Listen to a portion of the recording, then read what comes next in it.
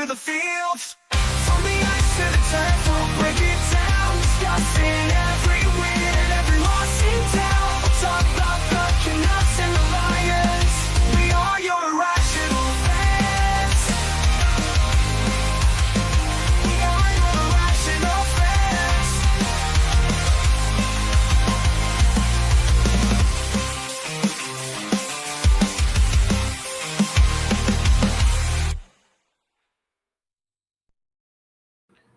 Ladies and gentlemen, welcome to episode 132 of the Hughes Sports Podcast. I am your host, Jake Hughes, alongside the old man. Old man, how the hell are you doing today?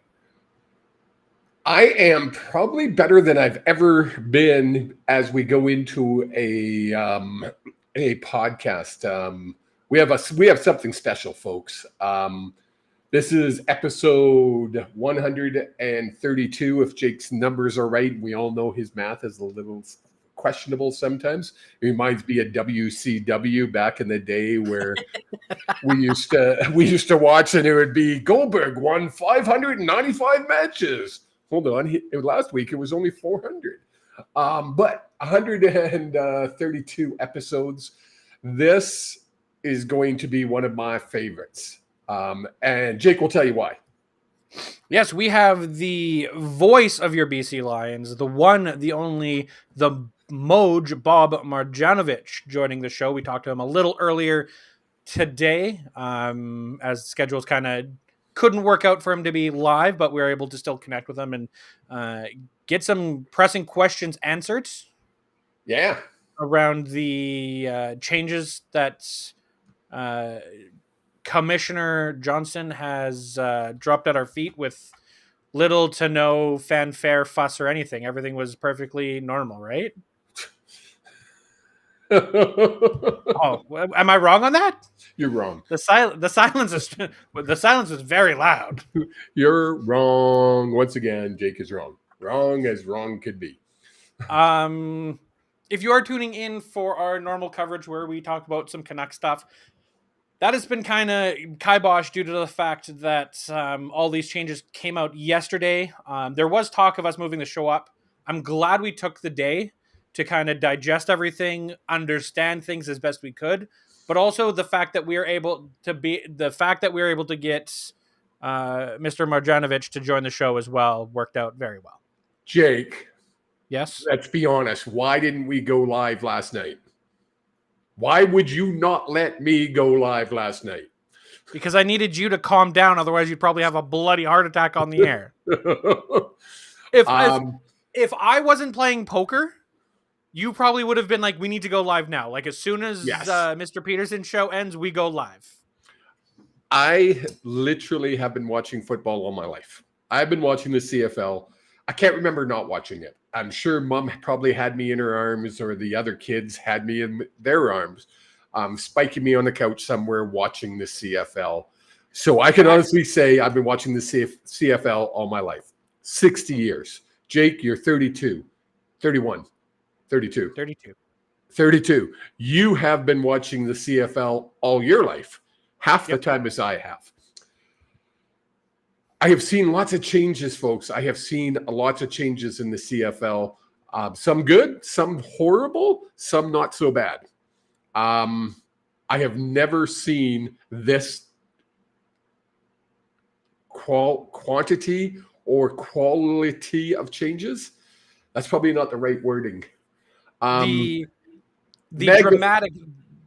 magnitude would be the right word. Yeah, the magnitude of changes. And we talk about this with Bob a little later on. You guys will be able to listen to it. But if they did this over 6-7 years, it's like, okay, this is an interesting idea. Okay, this one I don't agree with, but let's see what happens. Yes. But the fact that they're rolling out all these changes so quickly, and I don't want people to get lost in case they somehow don't know all the changes. So let's run through them all quickly here. So this is the 2026 changes. Let's start with those. 2026. So they've 2 years they're going to do these changes. Let's talk about the 26 first. Yeah, so phase 2026, the modified Rouge. The Rouge will no longer include a single point for a missed field goal attempt that goes wide of the goalposts.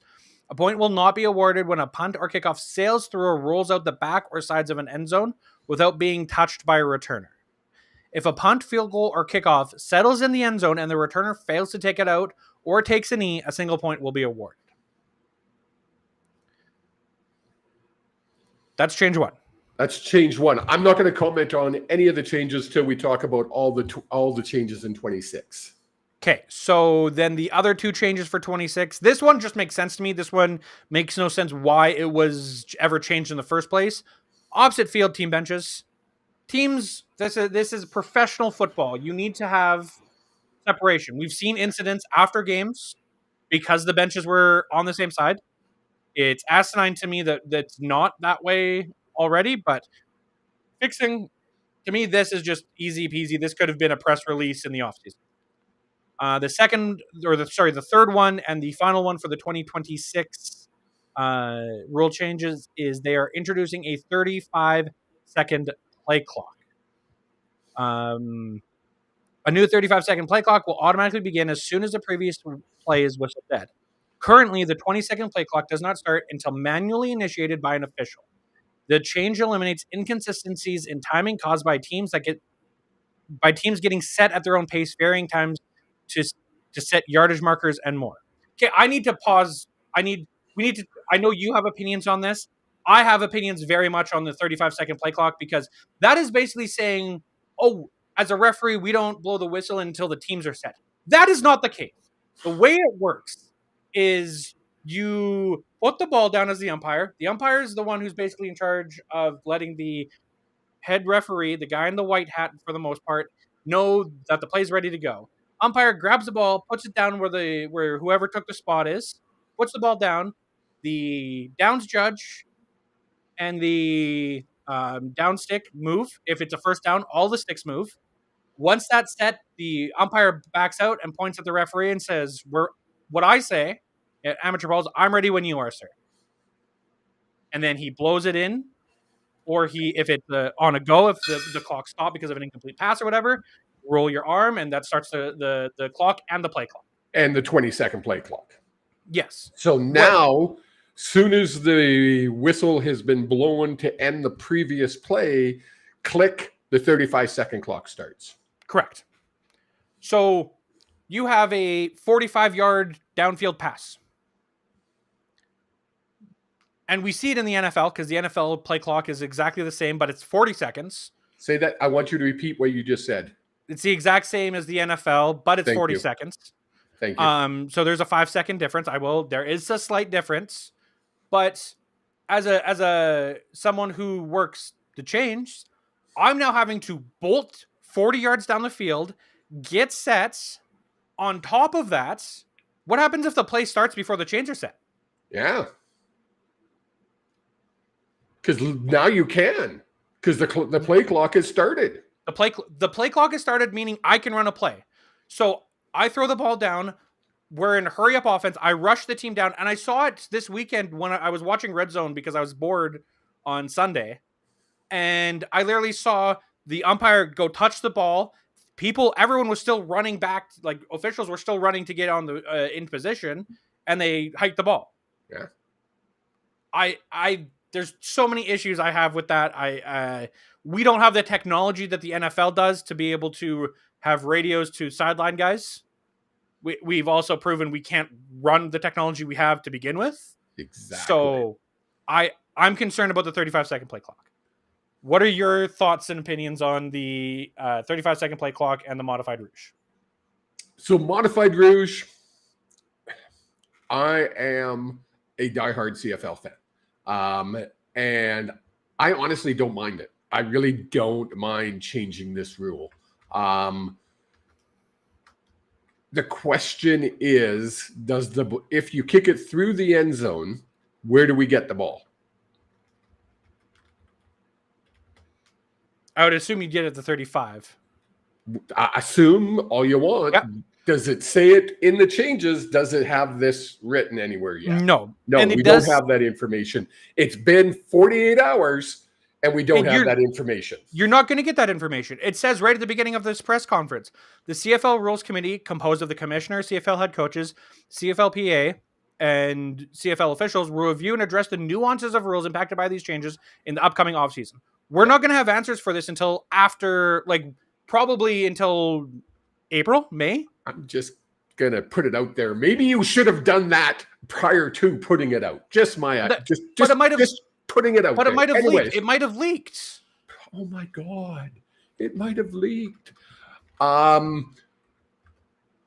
So the 35-second play clock, until we know how that's going to affect the last 3 minutes, are we going to get an extra timeout? How is it going to affect the best 3 minutes of football in any football league? Is the Canadian Football League's last 3 minutes of the game. It's a 2-minute clock? No, 3-minute clock. I'm right. In my head, I'm like, is it a 2-minute clock? No, it's a 3-minute clock. So those two rules show me how it's not going to F it up and the last 3 minutes of the game. And then I might be okay with it. The Rouge, I don't really have an issue with it. I mean, everybody knows these guys, that guy over there, they're the same guy. He's my favorite. He made a career out of kicking it through the end zone. I mean, people say, oh, it's not used that often to win games. Yeah, it was. In the past, it was. Trust me. I've been there. I've seen it. Have they ever won a Grey Cup with it? No, not in the 115 years of Grey Cups, whatever it is. 111 years. It's never been used to win a Grey Cup. But it has been used many times to win games by all the teams. Just Louis perfected it. So those two rules. What else was there? And the opposite benches. Oh, the moving the benches to opposing sides of the field. BC Place has. I just never understood it. I just never understood it. Because it makes it hard when you get these 300-pound guys running from one side of the field. I mean, it's tougher. It makes it tougher. So I don't have a problem with those two rules. The 35-second clock time will tell. Yeah, it's going to be very interesting to see what happens with all of those with the 35-second clock specifically. Yes. But then in 2027 is where the big changes are happening. And folks, I'm going to interrupt Jake here. Sorry, Jake. Please text your friends, share this stream. We are going to run a interview, and I'm telling you, of the 132 episodes, it's the best interview we've ever had on this show. Bar none. It is the best interview. I am so dang excited about it. I'm going to watch the whole thing again. Go ahead, Jake. The changes in 2027, the goalposts, which are currently at the front of the goal on the goal line, are being moved to the back of the end zone. The end zone is being shortened by 5 yards, so it's only a 15-yard end zone. And our beloved 110-yard field is becoming a 100-yard field, meaning 50 will be the center. So the first thing that struck me, and it's the way my brain works, is we used to have season tickets. They were on the 55-yard line. So now I want them on the 50. Am I right? Is it fair to say that they have to move the field? So now the 50-yard line is where my seats would be. Am I correct in saying that? In theory, they literally have to move the field. Center the field back to the... Well, no, they wouldn't have to physically move the field. They're going to have to completely upheave what's there. And my seats, I literally paid extra money. So the 55-yard line with the big logo and the C was right in between my legs. I paid extra for that. Yes. So will they not have to move that field so I still have center field? I don't know, because why? Because all you're doing is changing where the ends is. You're not changing where the center of the field is. You're changing where the ends are. I'm still at 50 yards. Am I correct? Yes, because you're the center of the stadium. So now you're losing 10 yards plus 5 yards in the end zone. Is that correct? So that's 20 yards we're losing on our field, including end zone. Yes. So now if I had season tickets at the 5-yard line or the 10-yard line, where are my seats now? in the end zone. Past If the I end zone. had end zone seats, where are my seats now? Past the end zone. I may as well sit in the fucking parking lot. You brought up this argument yesterday, and I did engage with it because I thought it would be good for the show. Because I understand your sentiment on that. But BC Place is a giant, huge stadium. Yes. You've got seats going all the way around, and you're about 15 to 20 yards back from where you are sitting at McMahon, no matter where you're sitting. So all you're doing is you're actually allowing a place like McMahon to bring in bleacher seats and things like that to mitigate those sections. I don't think it's a concern about where you're sitting. I don't think that's... Tell the guy that is sitting at the 10, 20-yard line for the last 50 years that he's now at the goal line. Okay. I'd be pissed. To me, that's a seat. To me, that's a... That's what the whole idea of this is. We're supposed to get more butts in seats. How is this getting more? How is shrinking the field getting more butts in seats? You have less seats. No, you have the same amount of seats. You have less seats in the field. You have the same amount of seats. Seats outside the field. No, in the field. The idea is that 119. The idea is that the shorter field will make for more offense. Moving the more post, running plays. Moving the posts back will make it for more touchdowns. And they crunch the numbers. And over 88 games, you will get an astounding 60 more touchdowns. Meaning you're averaging less than one extra touchdown in a league where you're already doubling or tripling an NFL score. The problem, and Mr. Marjanovich talks about it.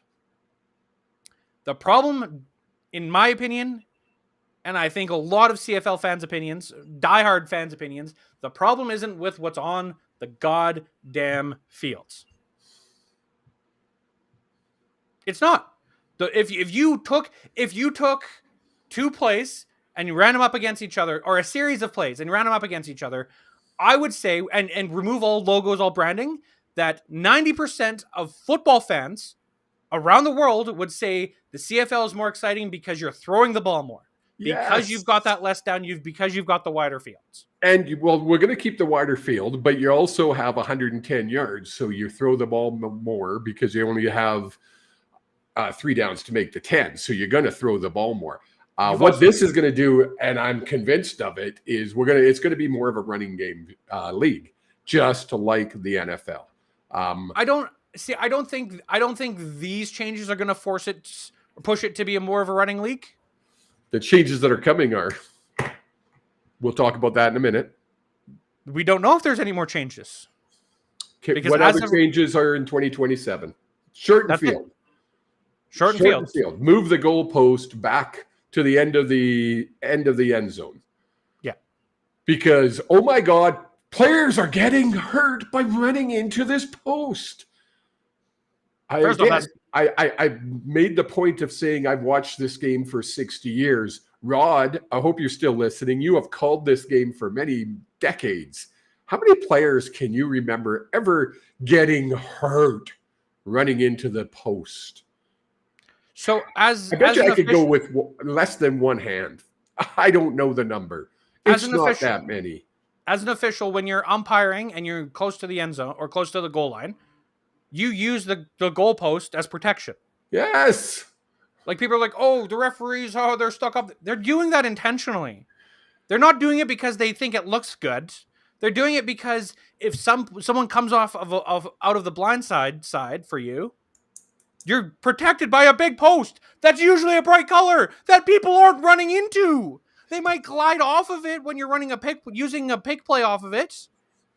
Folks, I won't say anything more except to say when you look at these changes as an entirety, as a whole, not individually, as a whole, Rod Peterson posted prior to the day before the big press conference, and he got a lot of flack for it because he said they're going to Americanize the game.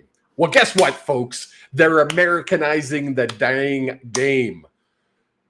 The only thing they didn't do was go 4 downs and take out the American ratio and drop it to 11 players. Guess what? It's coming. There's no reason to change what they did if they're not going to go the full distance. So there's no reason at all. The only reason they are changing, I'm laughing because Rod just posted in the chat, I'm always right. The only reason they are making these changes is to set it up, folks. That's it. We are going to go 4 downs. We are going to go 11 players. We are going to get rid of the Canadian ratio, and it will be called NFL Canada. Just simple. So you brought up NFL Canada, and I don't know if it was earlier in the show or if it was with our interview with Bob, but I instantly went in a different direction, and I feel with these changes, the next logical thing is to merge with a struggling league in the UFL. Yeah, because that's worked so freaking well in the history of football. Thank you for bringing that up. Because when did the NFL form? How many years ago? It was many years ago, and yes, it was an amalgamation of 2 leagues. And what was the big reason for them amalgamating? To try to take over the CFL. Continuation just took longer than they thought because this is our game. Our balls are bigger, and this is our game. That was a marketing campaign. That was a marketing campaign that really inflated. That really inflated the difference in balls because metrically they are identical. Q-Man, put up Q-Man's comment. They will never go 4 downs. You will have 45 run plays and 10 pass plays. What do you think the NFL is? Why make these changes if they're not planning to go all the way?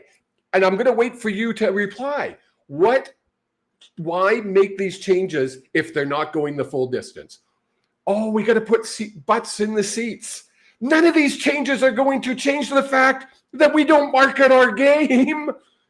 None of these changes are going to put butts in the seats. Luke Wilson, he got 1 slap on the wrist and he's become a shill for the CFL. He's going around telling everybody how great this is. People who know me know I think Bo Levi is probably one of the greatest quarterbacks to ever play this game. He's the only player to come out and say these are great changes. No, 4 down Bo. I call him that. There's a reason I call him 4 down Bo. Sorry, that is not true. There have been multiple players coming out saying that he's the biggest player. They want the American game. That's what they're doing. Woo. So get me riled up. Holy crap! We're not even halfway through. Earlier in the while we wait for Q-Man's response here, throw this up here because Q-Man put it in the chat earlier. No chance universities or minor football will change the rules. Cost, kicking game is terrible, so it doesn't make sense to move posts. So, two things here. One, unconfirmed by us, but I have it from a reliable source that Football Alberta is basically saying, no, we will not be changing because it'll cost us too bloody much money to redo all of ours. The number of $50 million just for them. Yeah. That doesn't include high school. Most high school, like I'm speaking in Calgary because that's where we're at. Most high schools play at the same field. Almost all of them play at Shoaldice. Not all. Airdrie doesn't. Airdrie's not Calgary. That's why I said Calgary. Yeah. Okay. Yeah. And for the Calgary, like the Calgary Board of Education teams, they all play at Shoaldice. I know. I got a call from 2 people with from Airdrie because they just spent $7 million to get a turf artificial turf field. That they already screwed up on, but They have to. They didn't have to at the time. Now they're going to have to pay X amount of dollars to get it changed. well, but again, we don't know that. The problem is until Football Alberta comes out or Football Canada comes out to make these changes, maybe they'll stay the same because it's going to cost that much money. But, however, the key point I want to point out here from Q-Man is no chance university or minor football will change their rules. Okay, where's Calgary playing then? yeah. Because Calgary plays on a university field. So does Montreal. Yeah. So where So they play? does Toronto. No, Toronto No. plays on the MLSE, the soccer league. The Maple Leafs. So Yeah. are some of them going to do it and not all of them? Like, it's ill thought out. It's not logical, and it's Americanizing our game. Yes. But Let's jump to the interview. No. yes, I was just going to say that Yeah. we've chatted quite a bit about this, and we had a 30-minute conversation before this. Literally, like basically 20 minutes before we went live, we ended the conversation with Mr. Marjanovich. But I'm sorry, I got lost in the comments there. We're just going to Stop talking. No. We're just moving on. We are going to be chatting, or we did chat earlier with the voice of the BC Lions, the one, the only, Bob Marjanovich.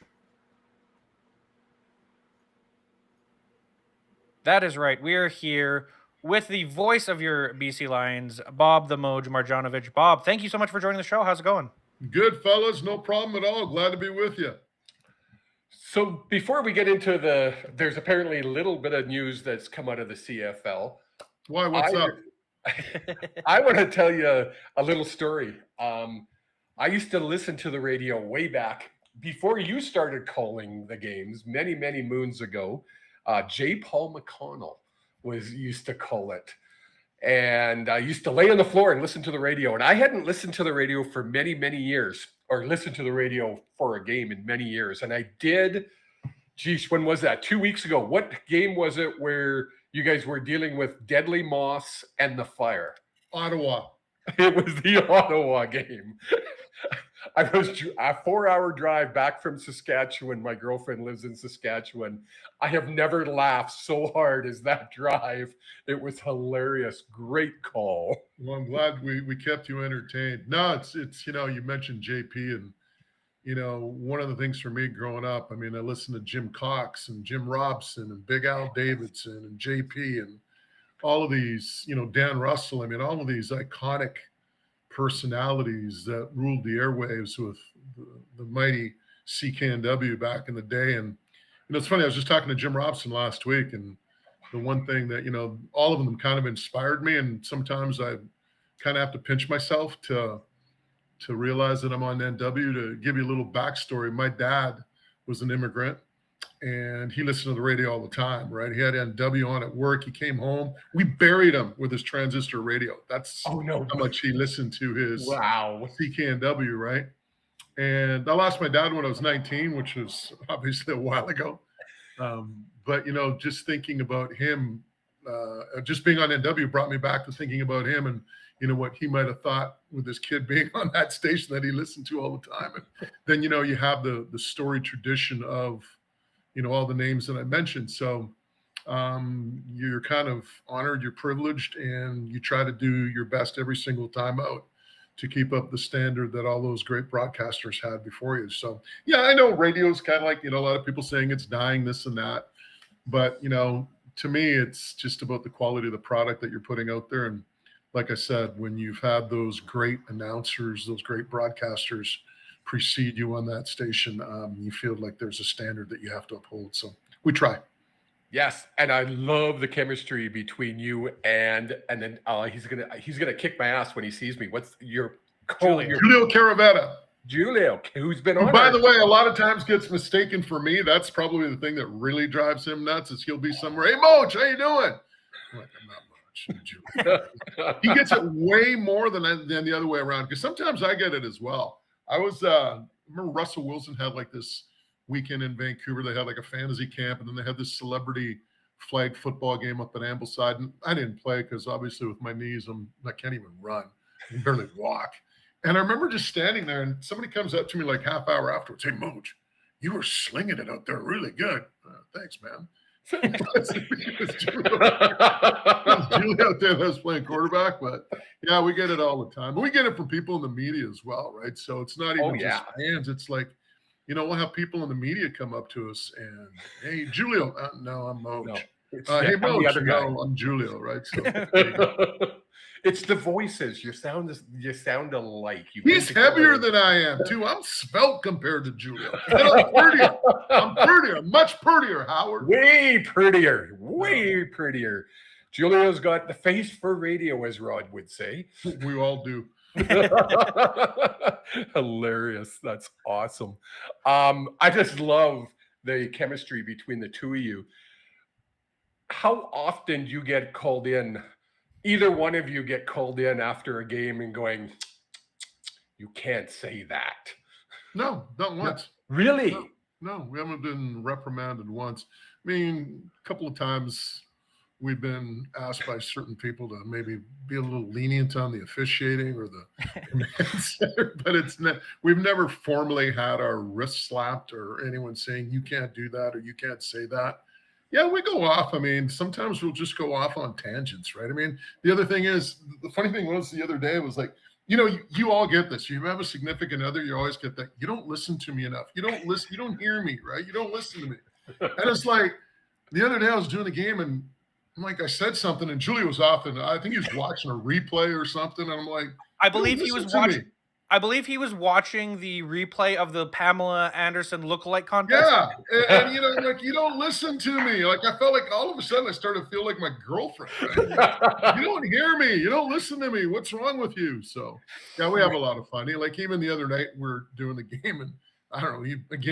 He gets sidetracked sometimes, whether it's a replay or something on his phone. He's looking at the stats, and I looked over. I go, "This is the part where you talk, right? Because like, you have this dead air."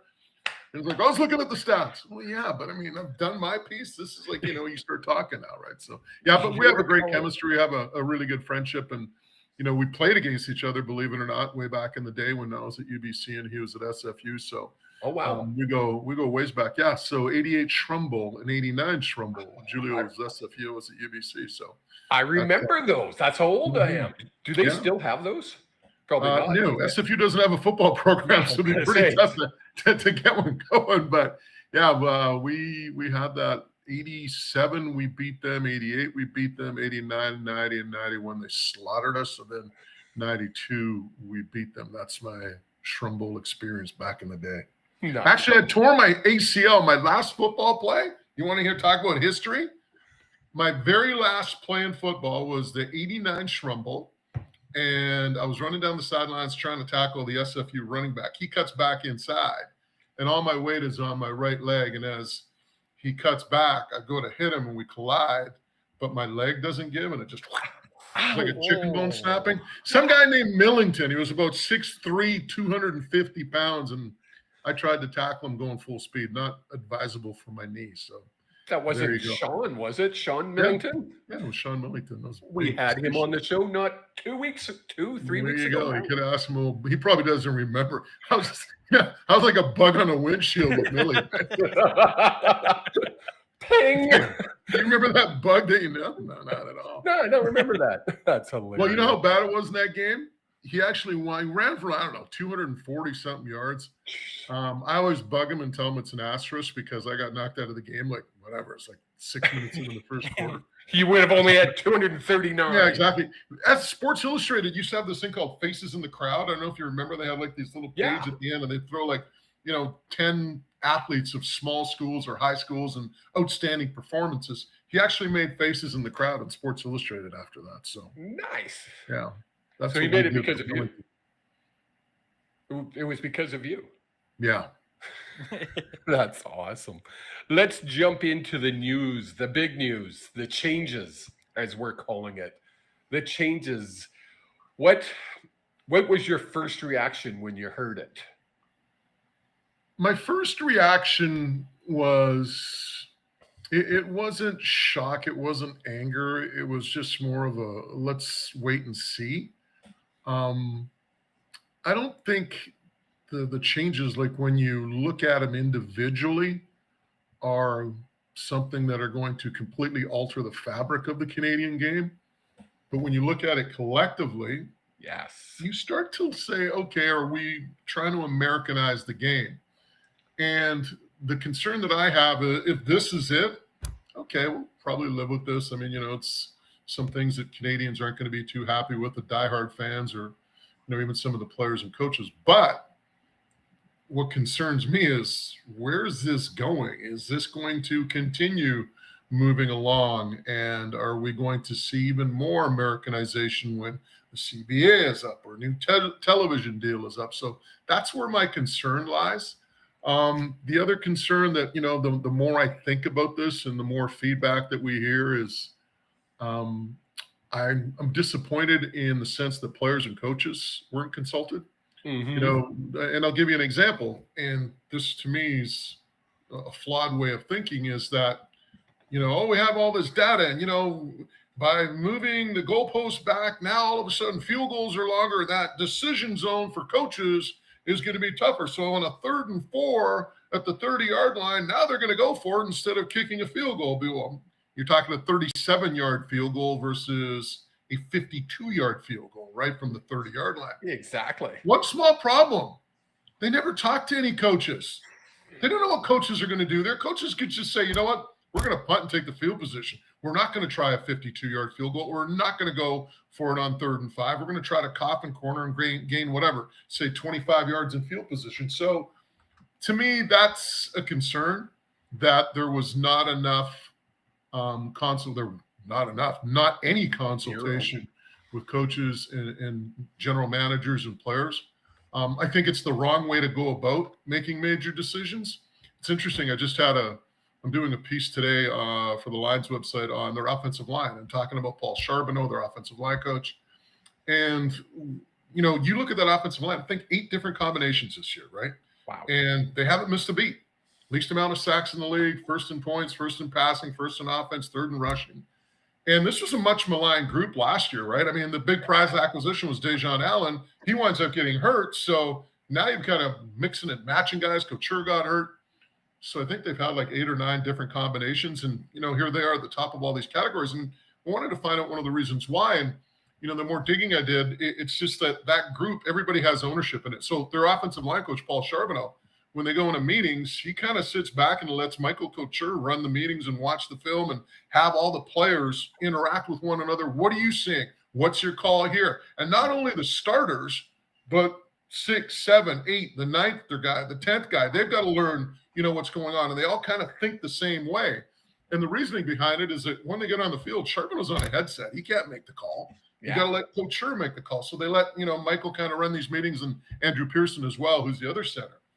But the point that I'm trying to make here and correlate it to what's going on with the CFL, these guys are invested.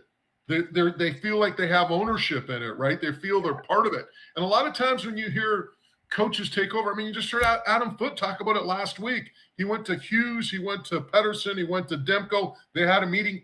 It's about a contract. It's about making these guys feel like they're invested and they have an ownership stake in it, right? And that's what good leaders do. Yes. Is they allow those players and coaches, whatever the case may be, to have that ownership in it.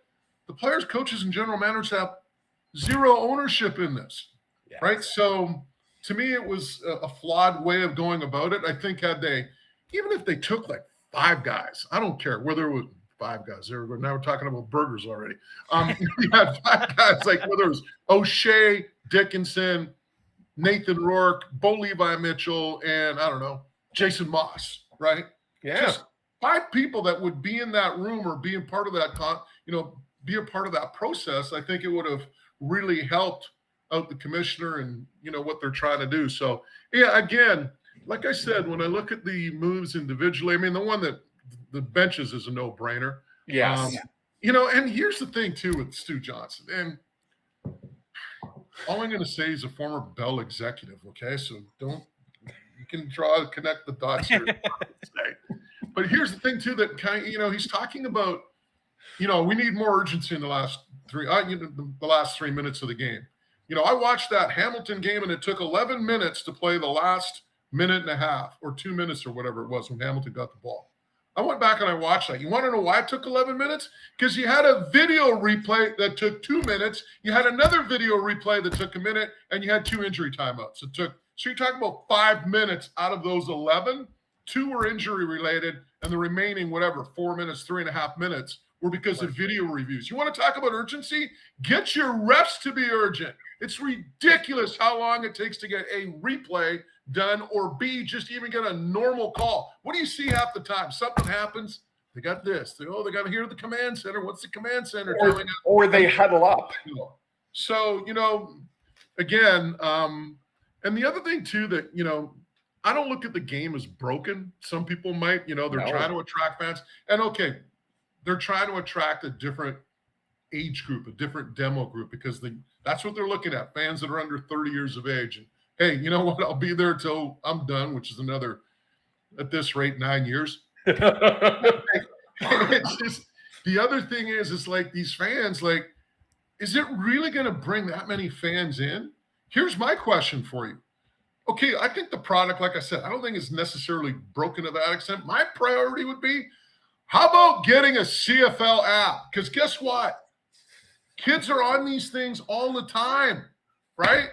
They're on those phones all the time.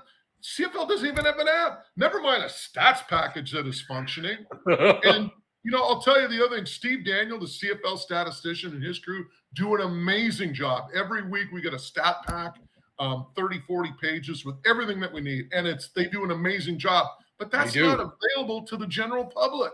It's ridiculous. They got all this great work, these great numbers, and you don't have some sort of stats package that, you can go on team websites. They're basically hampered by what this genius sports group is doing. So to me, those are 2, 3 things right there that I would have prioritized. Here's the other one, fellas. You got Vancouver, BC right here. I got EA Sports right down the road, 5 minutes away. How is there not a CFL game that could be added to Madden? I know it's a different engine, maybe 12 players in the field and all that, but still, I would go to Matt. I would go to EA and say, "We will pay you. Here's $1 million. Put it in the game. Or 500,000 or whatever. Develop a game and probably have to tweak some stuff. Put it into Madden as an addendum or whatever. So some kid who all of a sudden now is playing Madden can pop on and go, hey, what's this? It's the BC Lions taking on the Calgary Stampeders.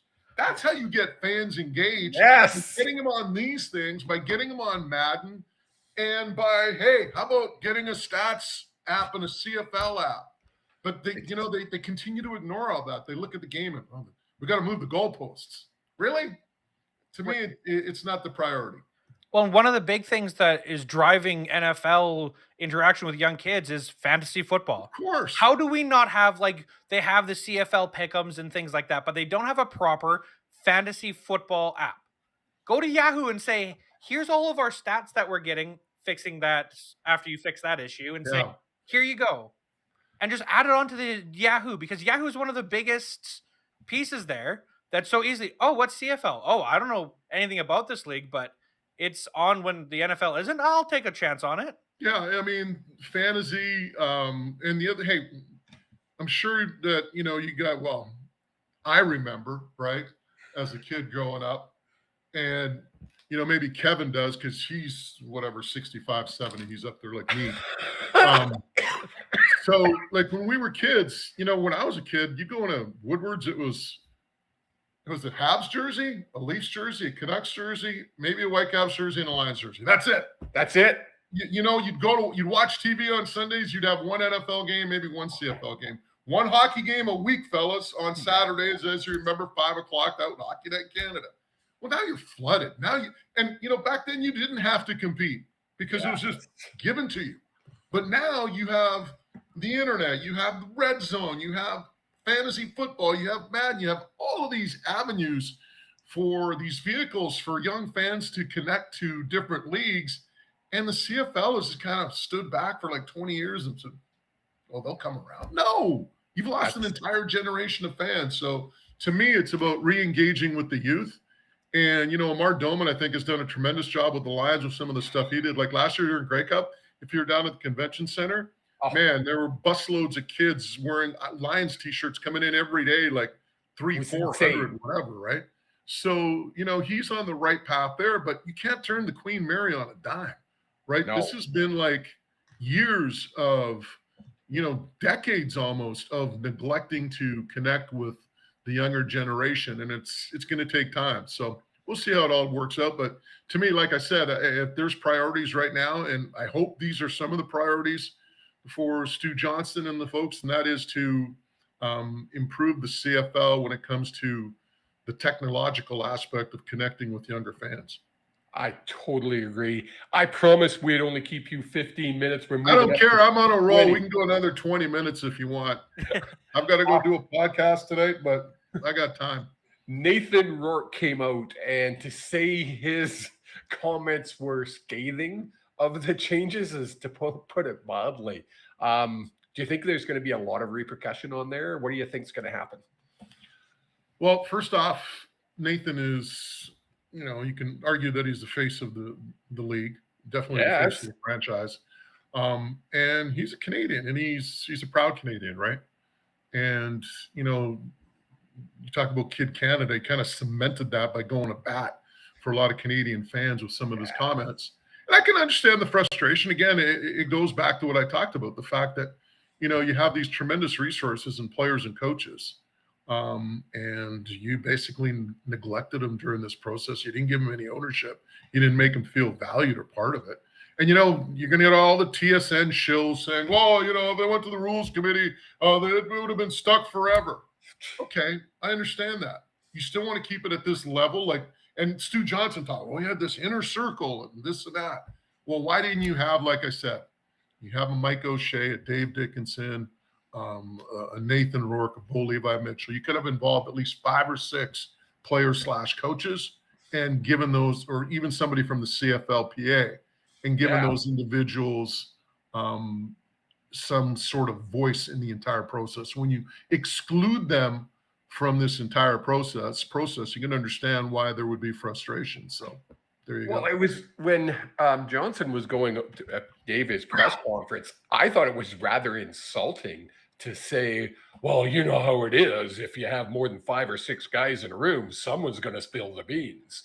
And I was like, are you telling me you couldn't have a coach from every team or a player from every team? That's an excuse because they had so many people in there, and I know people that were telling me they had NDAs. So you just could have gone to your players or your coaches and said, you're part of this, but this is the cost. You're going to sign an NDA, non-disclosure agreement. We don't want any of this stuff leaking, right? So it could have been done that way as well. Yes. I mean, to me, it was, I don't know. It's the whole thing to me.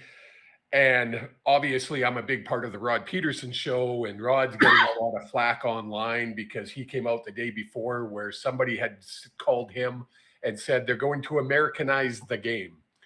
He didn't come out and say they were going to go to 4 downs. He said they were going to Americanize the game. In my opinion, they have Americanized this game. Moving the goalpost back to the end of the end zone. You eliminate missed field goals. You can eliminate probably one of the most exciting plays. I love your call when you're calling a run from the end zone and we're going to eliminate that completely pretty much. It basically you're going to here's the other thing, the argument that I have with this whole end zone thing, right? And okay, first off, they're talking about the goalpost being an impediment. And the ball is thrown to the sidelines 78% of the time, whatever number that came up. Yeah. They said they don't throw the ball over the middle. There's a reason for that. If you're in that red zone, you don't want the ball to be intercepted. You're throwing to the sidelines, you're throwing to the corner, because if you have a good throw, 2 things are going to happen. One, either your receiver makes a catch, or it's going to go out of bounds.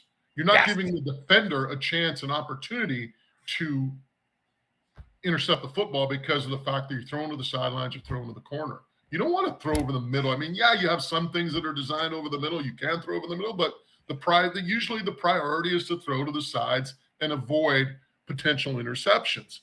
And the other thing, the ball hitting the goalpost. So look at Cody Fajardo. What? And it happened last Lions game. I admit Robert Carter got an interception taken away, or probably Ronald Kent Jr.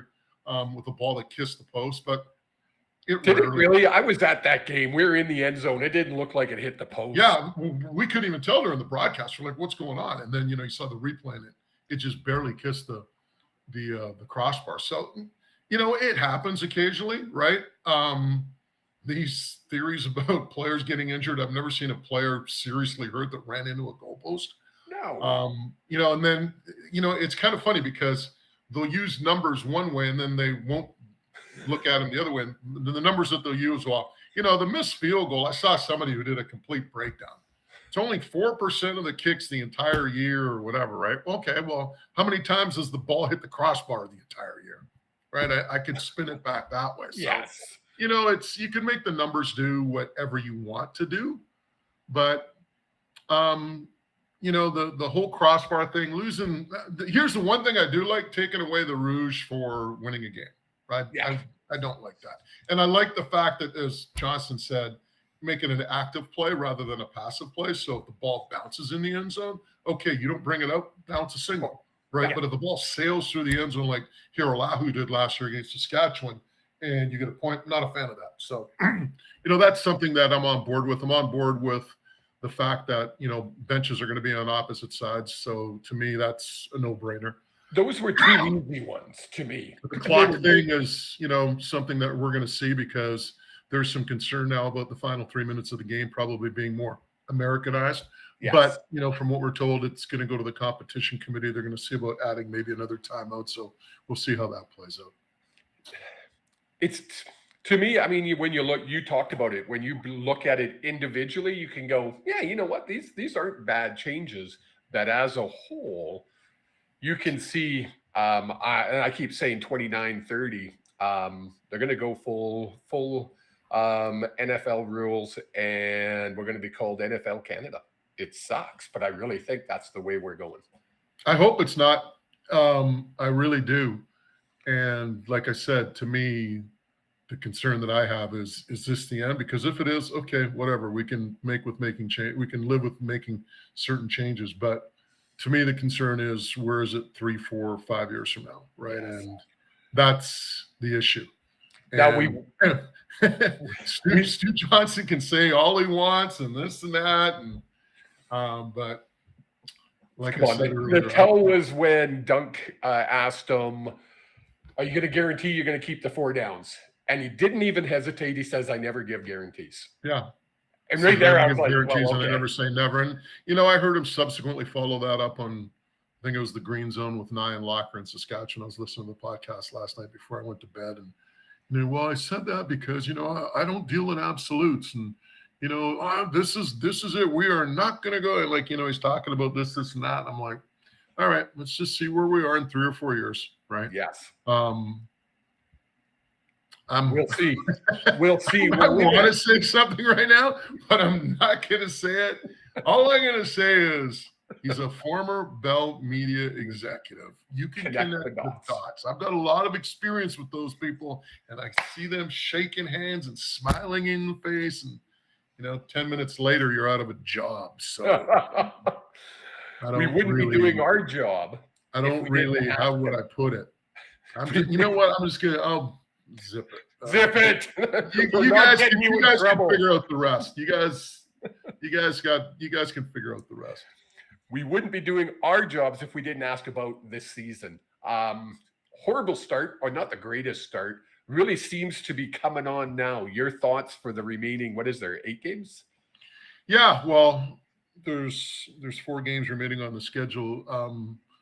Everyone's talking about the offense and Nathan Rourke and the level they're performing at. But, it's just like I said, I was doing a story today. It'll be on Lions.com and Black Press about the offensive line. I mean, 8 different combinations. I think they've had like 10 different players suit up. Dejon Allen was supposed to be the big star acquisition from Toronto. He played at the start of the year and then tore his triceps, heaved it out, and has been a revolving door of players in and out. And they've managed to, have the number 1 offense in the league. They've had the least amount of sacks, most passing yards, most points, all of these things. So to me, it's a great story. But I think it all boils down to how far this defense can carry them, right? And, we saw last game. I mean, you talk about complimentary football, a couple of interceptions. We saw the week before they had 7 quarterback sacks. So, it's coming along on defense. If they can continue, if they can just give the offense half a chance, I think the Lions are going to be in good shape. But you can't have these games like, the second half in Toronto, or, what we saw against Hamilton in the second half, these meltdowns. And I'll be honest, and I mentioned this earlier on different shows, but it's about finishing. And there were opportunities in some of those games where the offense could have finished, right? Yeah. They could have finished against Ottawa. They could have finished against Hamilton, and they didn't. And as a result, the Lions wound up losing the football game despite outstanding performances. Again, they still had an opportunity to go out there and finish, the opposition with the drive at the end of the game. Hamilton was a 2-and-out. The replay center missed an offside on that. Don't even get me going on. And that's the other thing, too. You want to fix the league? You want problems? You talk about problems in the league? Don't even get me going on the replay center. It's absolutely atrocious. It is ridiculous how bad the replay center is. When Justin McInnes catches a ball and is going backwards and is stripped of the football and they call it a fumble. Last time I checked, forward progress, once you start going backwards, that's it. It's plays over. So he's going backwards and they strip him the football and, it's a fumble. Replay center, the boys, I guess, like I said, they must have gone over and answered the door. Uber Eats must have shown up at their Fort McMurray basement, because that's where the replay. That's sometimes, I swear to God, where the replay center is. Don't get me going on the replay center. Now you got me fired up.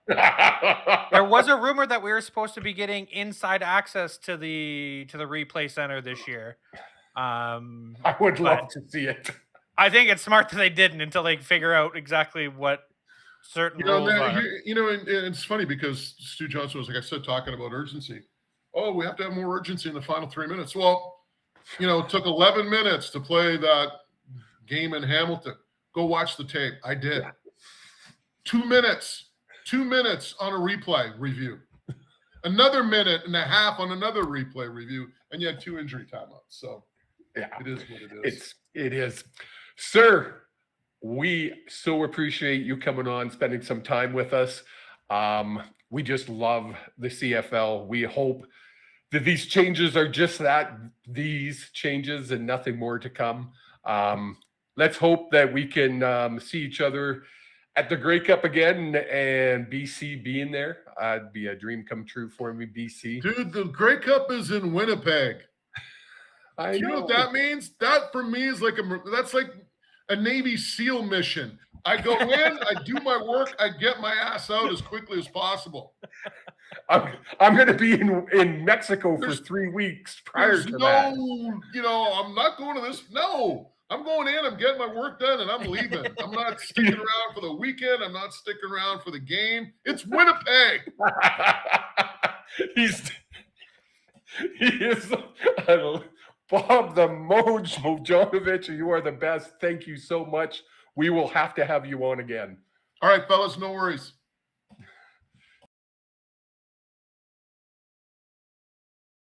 That was the great voice of the BC Lions, Bob the Mojo Marjanovich, earlier today chatting with us. What a great conversation with a great guy. Okay, Winnipeg fans, that wasn't me. That was him. It wasn't me. That was awesome.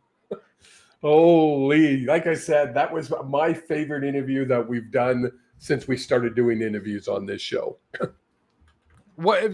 Very knowledgeable, very personable, he made you. I thought you were gonna bust something internally from all your laughing.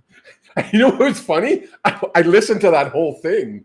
I didn't walk away. I sat and listened to that whole entire interview, and I laughed harder the second time. I thought it was even funnier at parts. Too much fun. But we're about to jump into everyone's favorite segment of the week, because we're, unfortunately, just with the length of how long that conversation went with Bob, our initial conversation about all the rule changes, we don't have time to do the week that was in the CFL. The week that was in the CFL was the news that came out on Monday. So let's jump into everyone's favorite segments. The Old Man Predicts.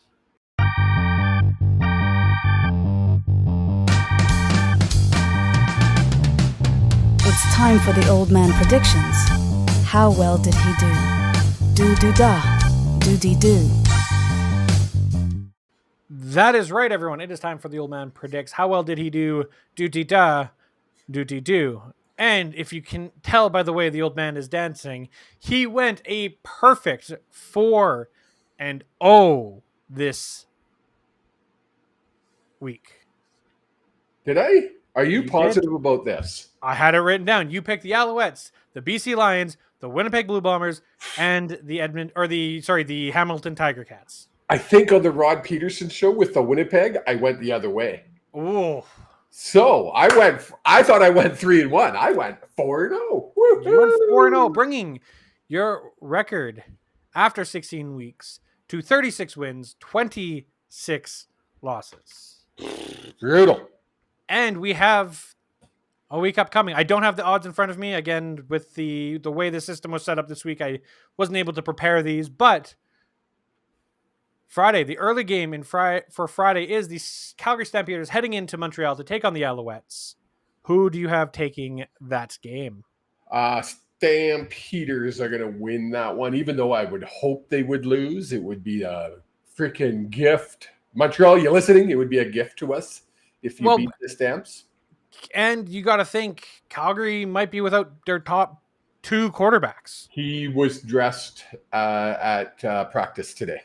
I don't believe it was a full practice. I don't believe he took full reps. I don't know.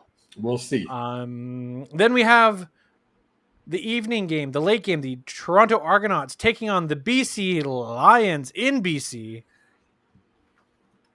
Who are you taking in that one? Obviously, I'm taking BC. And then we have the early games. The early game on Saturday is the Hamilton Tiger Cats taking on the Winnipeg Blue Bombers in Winnipeg. Who do you have winning that one? I'm going to go with Hamilton. I think Bo Levi will follow through. He's going to, because they lost. Hamilton lost, did they not? No, they won by 2. They won by 2. Yeah, no, he's going to continue. Yeah. And then we have the nightcap of the Edmonton Elks hosting the Saskatchewan Roughriders. This one's going to be the Roughriders. I won't say it's going to be a motorboat. Like, they won't beat the Elks as bad as BC. Motorboated all over the Stampeders last week. When I say motorboat, like, there's motorboating, and then there's what we did to the Stampeders last week.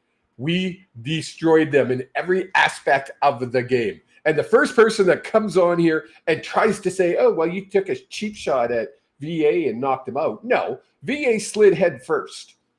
VA was a running back at that point, and the guy actually tried to jump over him, and he caught his knee.